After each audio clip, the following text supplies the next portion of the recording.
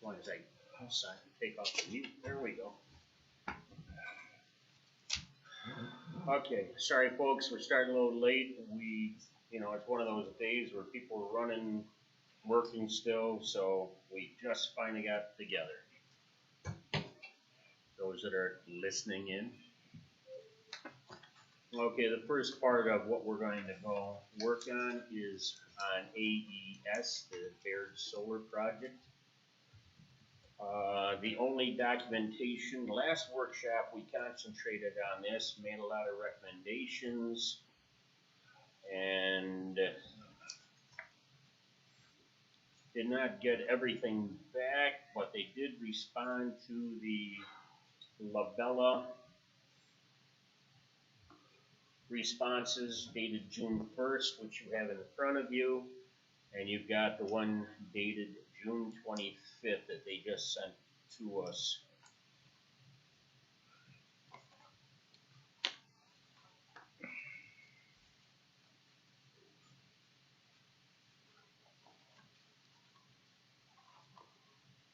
Well, I take a little time to look those over. I know it's a little hard when we just got these just before a board or workshop.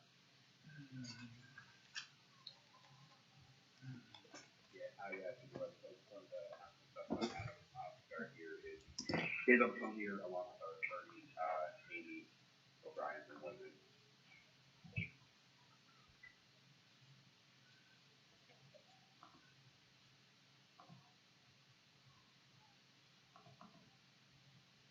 And I just want to clarify quickly on this position.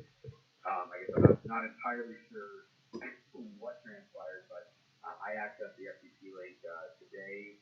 I also accessed it prior to sending it over on Friday. But I can confirm that the updated host community benefit agreement, decommissioning plan, and pilot pursuant to the June 7th workshop has been addressed and is included with that.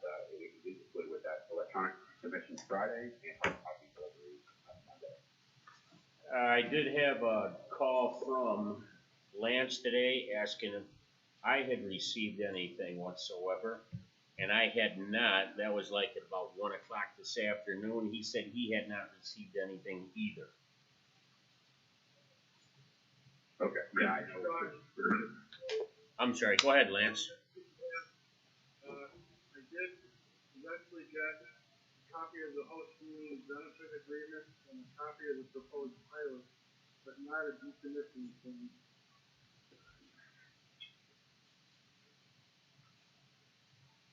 The third attachment that I got was a model pilot agreement that involved different solar fields in Midway and Shelby, on Beals Road.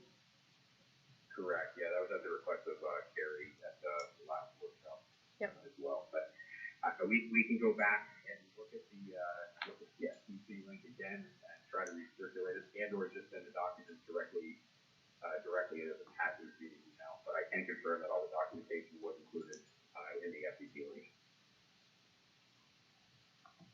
Okay, well, we're not going to be able to address that tonight since we haven't had a chance to look at it at all whatsoever. Sure. Did you get hard copies? No. Oh, wait a minute. There was a box delivered today, and Lee told me a box had come in, and it was all AES. It was delivered today. Just so that you know, Sean, I did have a conversation with Teresa Banker around 4:35 o'clock today, so we did go over some things that she's going to change. I don't know if you want me to address it specifically now or not. There really weren't very many. No, we don't have them in front of us. You had them and she had them in front of you. We don't, so. No, not at this time, though. Could I just request that those changes just be sent out, just so that as we're reviewing after tonight, that we can look them over? And Adam, I was able to get in and to see the documents that you had sent out. I don't know, I gotta go back and see if it was all of them, because I didn't know what exactly was supposed to be in there when I was looking at it. But I would think it would be easier if you don't mind just attaching them, even if it's multiple emails. Okay, that's not a problem. We'll probably do the file sizes where we can send in multiple emails with multiple attachments. Right. Do the file sizes, but that's not a problem. We can work around it. At what time did you receive that, Carrie? So he sent that. Hold on Friday the 25th. With attachments? So no, what it is it says Baird Solar. It's a blue underline. It was a link that was in there, and then you had to put in it took you to another site, and you had to put in your email. Address. Yeah. Yes. So it didn't look like like there were attachments, and it didn't necessarily say link. It was just blue and underlined, which indicates that it's a link. But then you put in your email address. I'm doing it now. And it'll take you to the documents. But the other challenge is that it's a zip drive, so you gotta then open up the file, download the whole file, all of the files, and then you can go through and start looking at things. This is Jason from Labella. I was able to access the link, download the files, download the zip file. I didn't actually go through and look at everything that was in there, but I know there was a few files in there, so we were able to get access to it as well. Yeah. And I do see the host community and the pilot are in there as Word documents. Everything else is in there as PDFs. I must have done something wrong because after I put my email in there, I had nothing. Oh, okay. Yeah.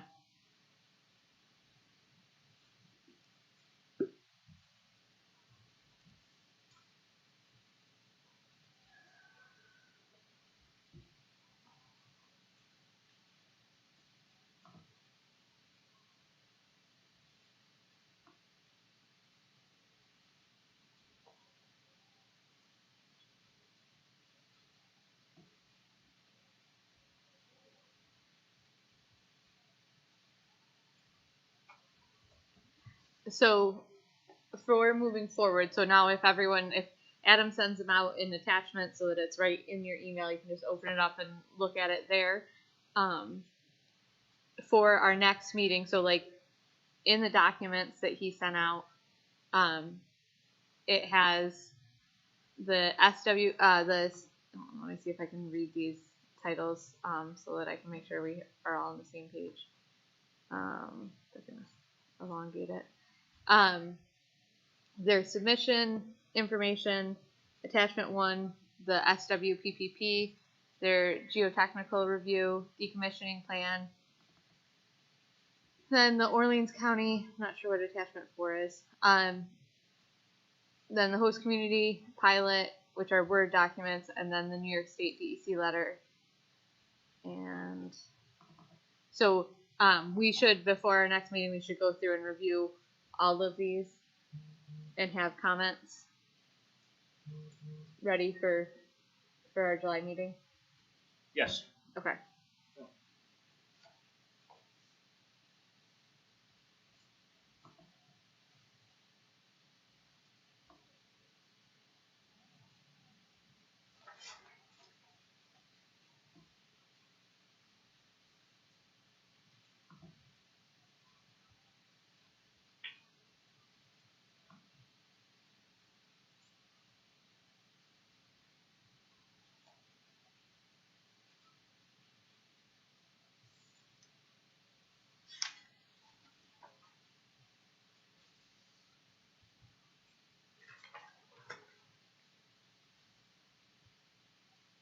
Oh, okay. That's their examples.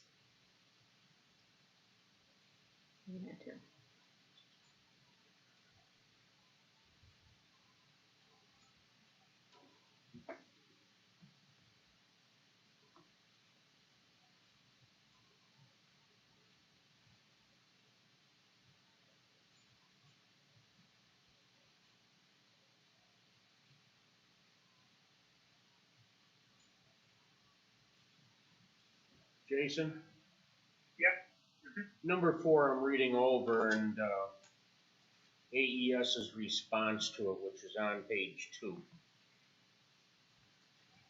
where they're talking about metals and they don't differentiate, the DEC doesn't differentiate between agriculture and metals. And I know that, well, as long as I've lived here, there hasn't been any crops, or has there been? Wait a minute. Has there been crops over there, Tom? You live right just about across the street. AES on Baird, where the Baird project is. Hay off of it, yes. That's all I remember seeing in there.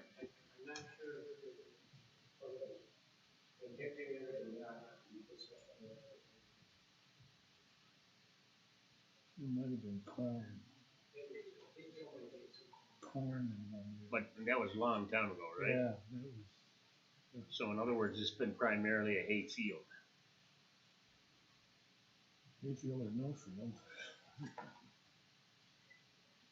Yeah, I'd have to take a look at the TR 55, the review manual, and see exactly what the CN numbers are for that area. I don't have that off the top of my head, but I could take a look and look over AES's response and our original response. I don't think it's anything that we couldn't work out. It's more or less, just follow, water quantity, stuff like that. That is part of their SWIP and their stormwater requirements. So, I don't think it's anything that's a showstopper or anything that could be worked out. Okay.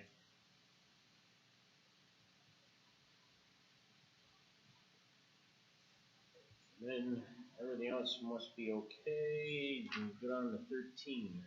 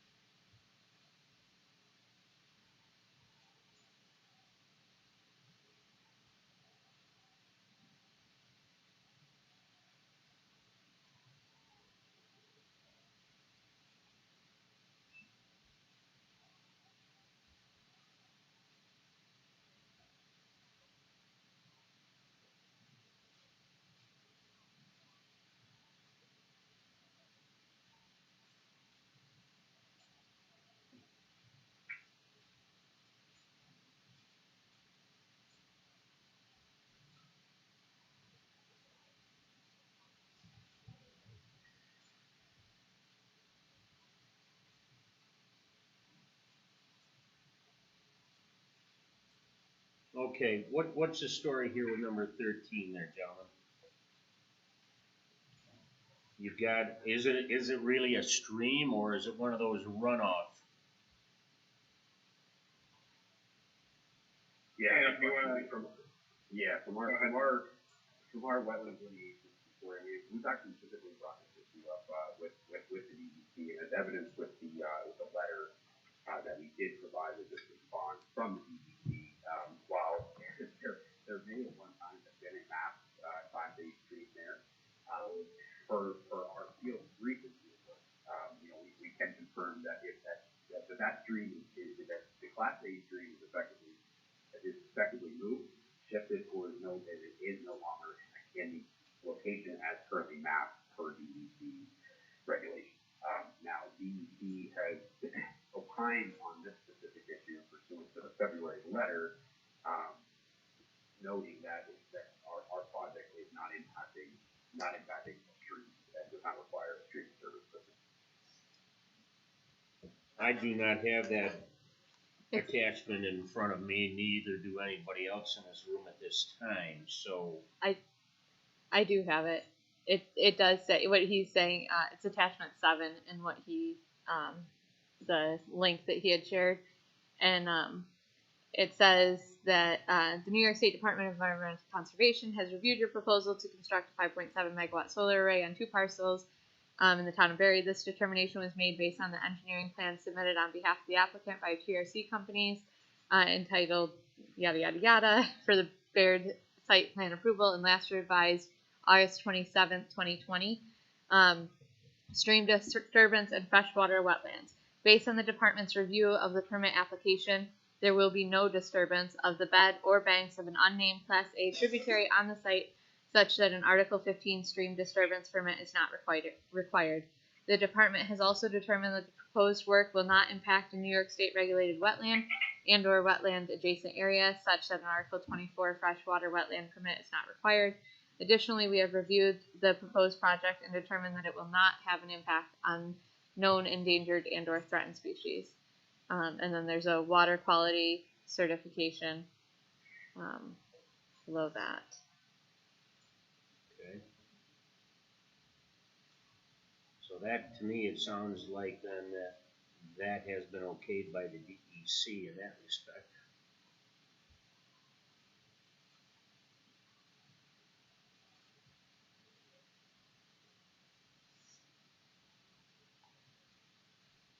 Jason, were you gonna say something?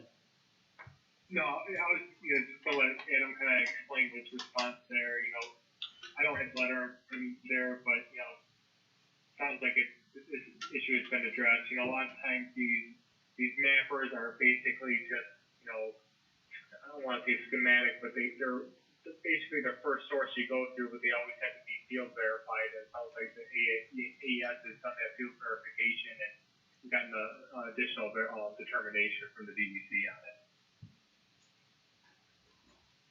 Okay.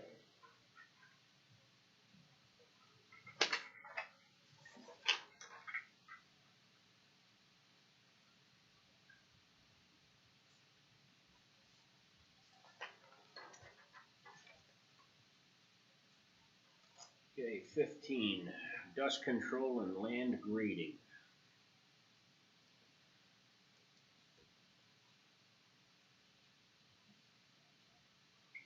Yeah, it sounds like on that one as well that AES has made some revisions to their wording and the staging areas. Has updated their plans.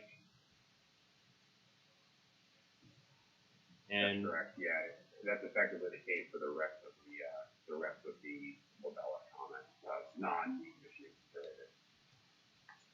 so Jason, that matches what you had requested?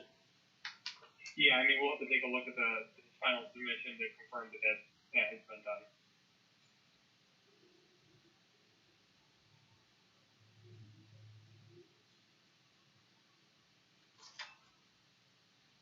Okay. Dry swale worksheet.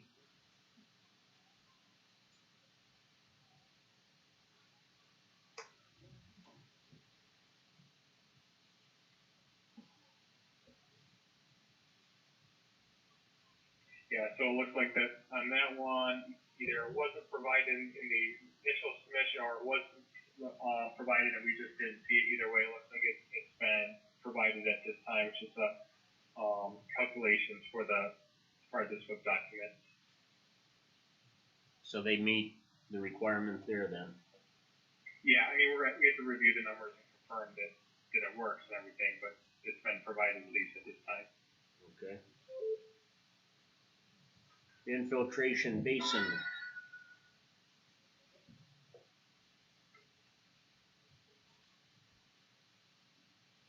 Yeah, so again, we have to take a look at the revised information that was sent over.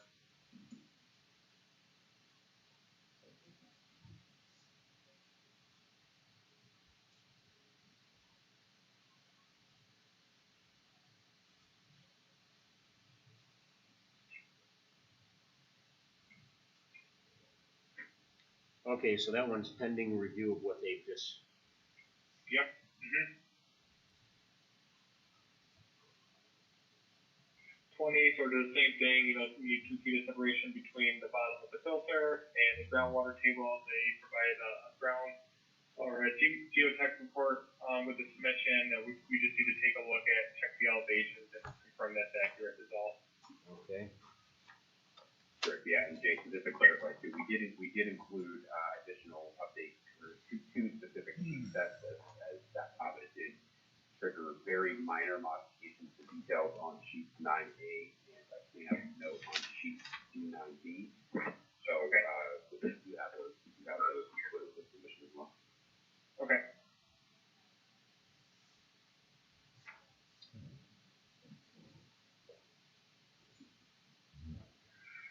Okay, we'll move over to decommissioning plan comments.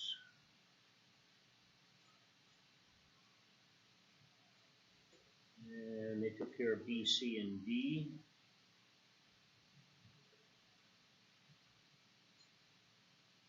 Yeah, we've removed the salvage values from the decommissioning process.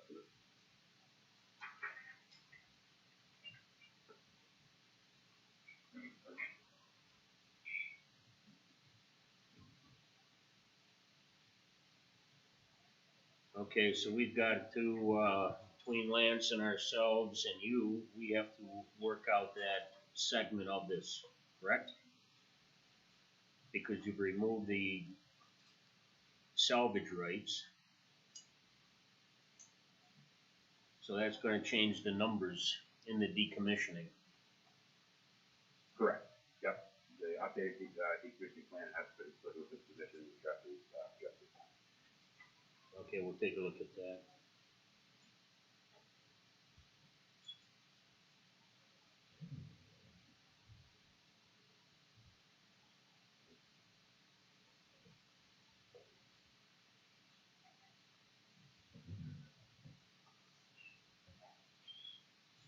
Landscaping plan. Yeah, I think this is just another, we just need to confirm and double check there.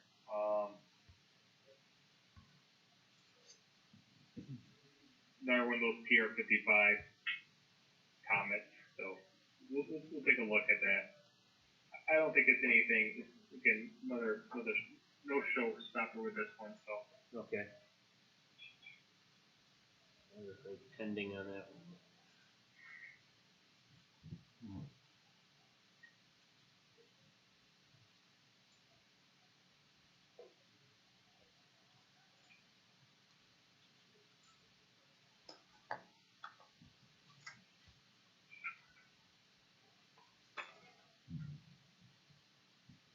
Okay, and the one with emergency response teams. Adam, you're just saying response is acknowledged, therefore you're gonna make the modifications, I take it? Or you have? I mean, this at this point, the comments specifically, they defer to one of these county emergency departments on the following matters, however, the applicant must ensure all active roads comply with fire code. So at this point, I think it's really pending county EMS review and comment versus they have addressing it as no specific comments really from Portland County related to the application today.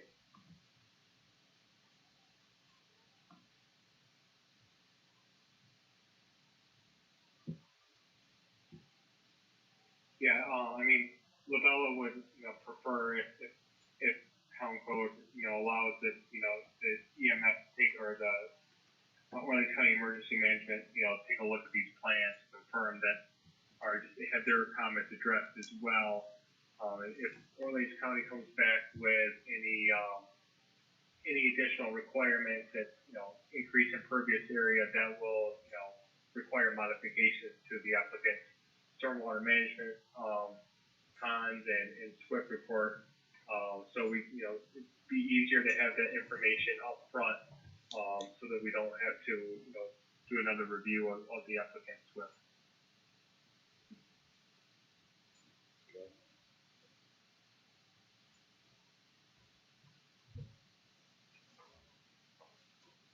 Yeah, I guess just that, just so I'm clear, I mean, would that be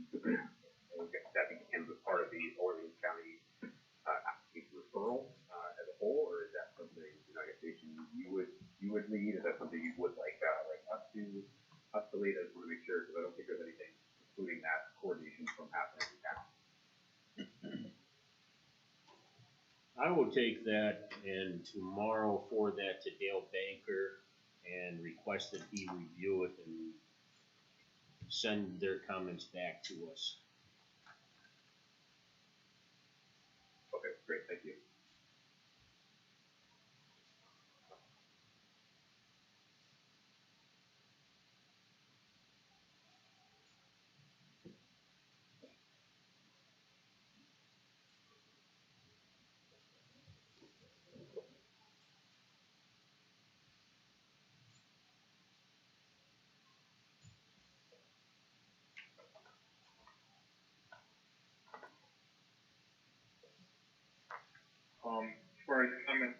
32.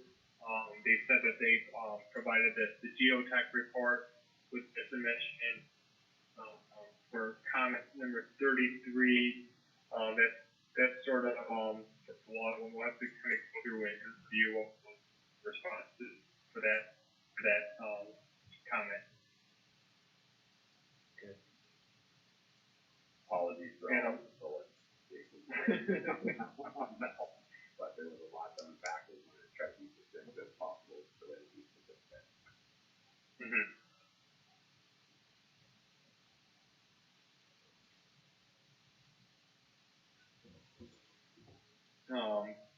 Yeah, If you don't mind me moving. go ahead.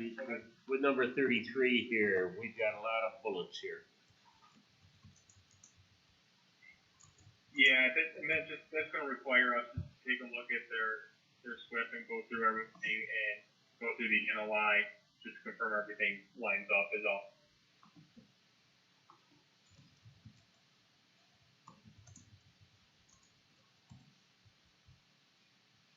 Again, it would be preferable to have any of those comments back from the county because again, any of the numbers that are in here, if there's additional comments by the county, all this data kind of is worthless because these numbers will change around. Okay.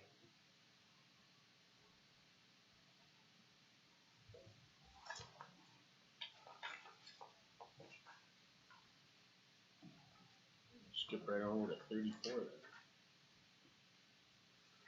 Yep, I think that just had to do with the height of the panels. I think we have a little more detail on that, confirming that the panels will be under the 12-foot max height. So I think that the comment has been addressed.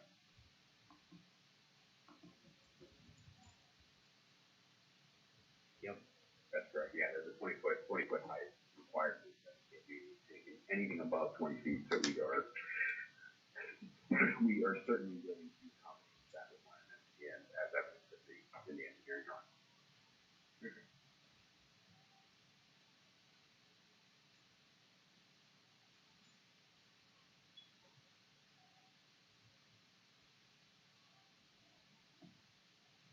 Okay, number 1, attachment A, decommissioning estimate. They've been removed, so we gotta take a look at those numbers once again. That's right. Yeah, same comment applies to comment 2. Same response applies to comment 2 as well. Yeah, 1 and 2 are the same, are related. Yeah, that's actually the same. It's fine.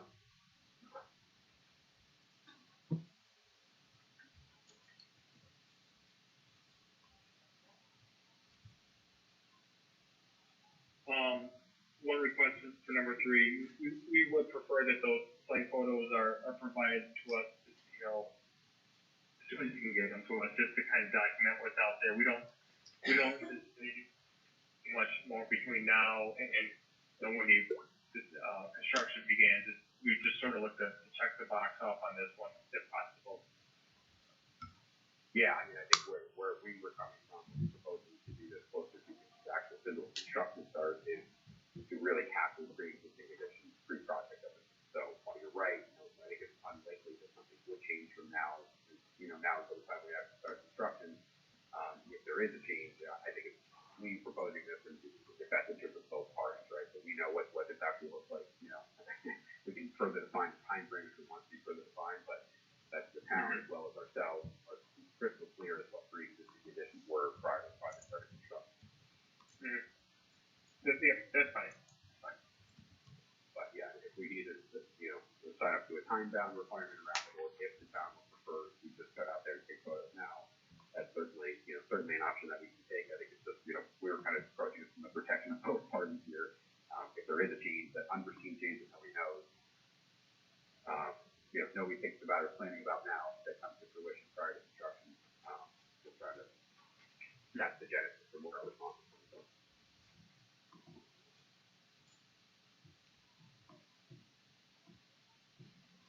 Adam, can I ask a question that's not in what we're reviewing right now? And I probably, if I go back and pull up your application, can probably see. But just from driving around and seeing the other solar projects and looking at the screenings that they're using, I'm seeing a lot of, they put up the coniferous trees and they're not surviving. They don't look good. They're dying. Can you talk to us a little bit about what your plan is for this project and how you'll ensure that we're not going to run into the same problem? Yeah, this has been actually a recent hot topic of conversation between myself and the rest of our asset operations team. So, pursuant to the operation and maintenance plan that we have submitted previously, it is certainly our responsibility to ensure that any of those, the landscaping plants that we are planting out there take and are successful, and if there are any plants or trees that do end up dying, it is our responsibility to replace them time. So we firmly understand that requirement, and will be adhering to that requirement. Now, in terms of how we plan to address this, as you noted, we have for this specific project, as you're well aware, we do have more than a few existing operating plants throughout New York, and specifically Northeast County. So we have an existing team, essentially an existing team of folks that are there that are going to be driving around to all of our selected sites to ensure that these things, that the vegetation does not die. We are also taking some of this responsibility in-house versus contracting out to third-party subscribers or third-party operation and maintenance personnel, as this is this has been something I've gotten really my hand about for quite some time, because we're well aware of some of the existing concerns with the existing operating plans. Now, some of those projects and plans do have call it not as strict as requirements in terms of what's included in an operation and maintenance plan, but certainly learning from that, we know that we want to be a good neighbor, and we know that this is important, and that anything that we are doing or installing as part of the project is properly maintained. Okay, thank you. But I certainly, appreciate the comment, Gary, and certainly I'm well aware of the concern. And it is something, even as of about an hour ago, I was conversations related to this topic.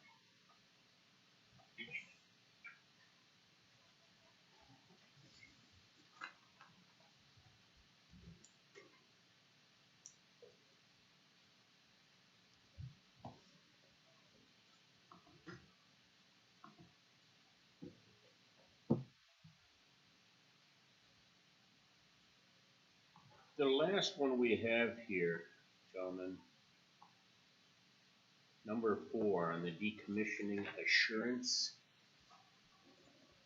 This is something that I've been questioning. How do we as town members know that you have stopped collecting energy and putting it into the grid system? You have 90 days of which to proceed with the decommissioning. But how do we know? We don't go on out there with a little meter like I do with my horses there. I got a fence meter that I can check to see if there's a charge going through the fence. How do we know? Sure. So in the revised, just from my perspective, in the revised social community benefit agreement, we have more clearly defined what it means for the system to be in operation. So I'm happy to take any comments, related to what we proposed in the updated, I think it's Article 3, maybe it's not taken on the community benefit agreement related to decommissioning, but we have attempted to further define what it means for the plan to actually be operational. Yeah, and we also incorporated some comments that we noticed from the board at the last workshop meeting, related to when the project was deemed inactive for purposes of commissioning, and things of that nature. So we hope that those limits to be able to address that. Okay, so we're gonna need to take a look at that part. Okay. Yeah, and just, you know, to be clear, kind of with our response, you know, I know Labella had noted, you know, 90-day time frame, but, you know, because as we collectively discussed at the, you know, the earlier workshop, you know, 90 days is a really, you know, it is effectively a time frame that's really, that doesn't work, for us as a developer. So we built in a time frame that we feel is sufficient in the community benefit agreement as AES as a long-term owner operator really does, you know, we really do understand, you know, supply chains and timing to get a plant back up and operational.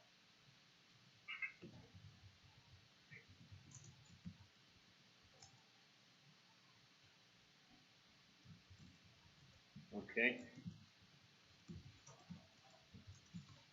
Folks, I think what we need to do is take a deeper look at what was just sent to us from them before we can address or go any further with this. Lance, do you have anything to share? No, not really, it's just, there's just a couple of minor things I think I'll just put out an email tomorrow, Okay. but they really weren't significant items really. Okay.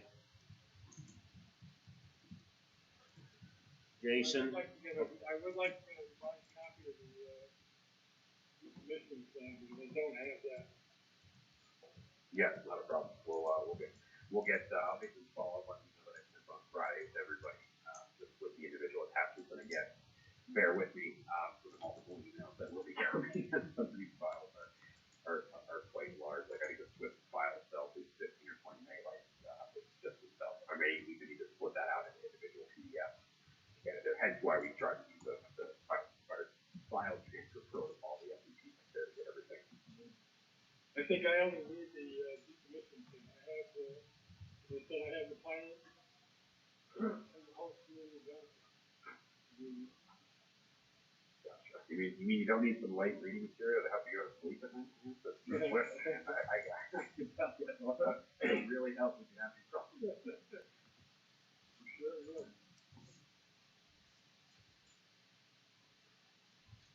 Okay, anybody here have anything to add? Not at this time. Okay. John, I just had one quick item, just as an FYI, related to the escrow fees. We have initiated a check to update. So as far as I know, Lee's been very good about keeping you informed on the current billing, but we have initiated a check will be sent to the town offices tomorrow. So you should, it'll actually be sent in the mail tomorrow, so you should receive it at some point next week. Yeah, I've heard that before. The check's in the mail. I'm sure not the first time, not the last. But I can see it on my side. It hasn't posted for payment, and I checked with you yesterday. Okay. Jason, you got anything more to add? Nope, I'm good. And Adam, you're set? Teresa or Amy, anything to add? I'm good over here. Okay then. I thank everybody on this for calling in so we can have clarity. I appreciate it. We will further take a look at what you just sent out to us and address that in the future, either in our next workshop or our next board meeting. Okay, sounds good. Thank you very much for the time, and I appreciate continued attention on the application. Thank you. Everyone. All right, thank you.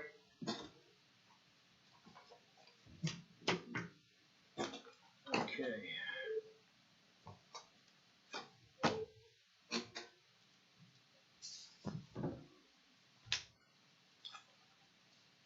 Okay, then we move on to the HCA from Heritage Wind. That just came in as well.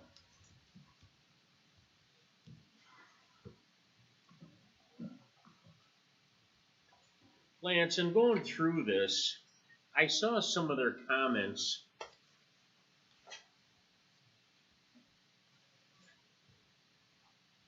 It's like, I don't know, I didn't look back at a previous one before this, but they had made comments about certain segment should not be deleted, or they expect this to be reinstated.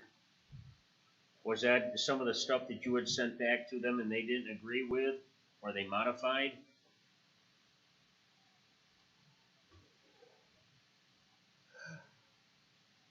Lance? Sorry, I had it on mute. It looks to me like they reading a lot of language that previously been in Bridge. And that was one of my problems. I agree with you, and they modified, and there was a lot of changes. Yeah. Just as an example, they took out the advance payments that had been agreed upon in their term sheet. Yes. Where we got X number of dollars upon the signature of the HCA, X number of dollars upon the start of construction, and then the third part of that money upon completion and their online work operated. Correct.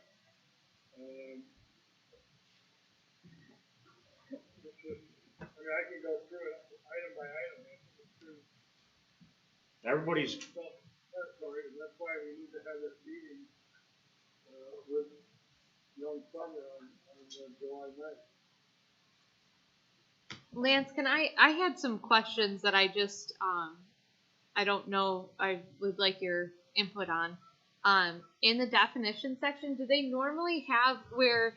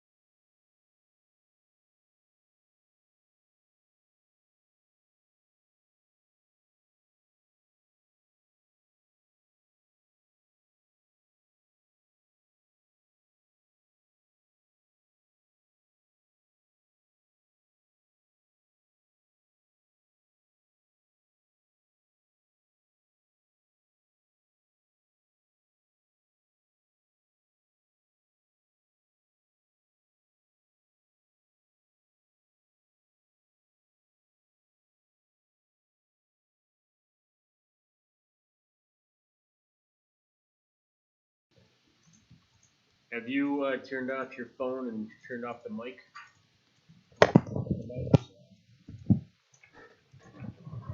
Your mic should be off. Carrie, you want to turn your Oh, mic off? yep. Wes, yeah, all the way away from you.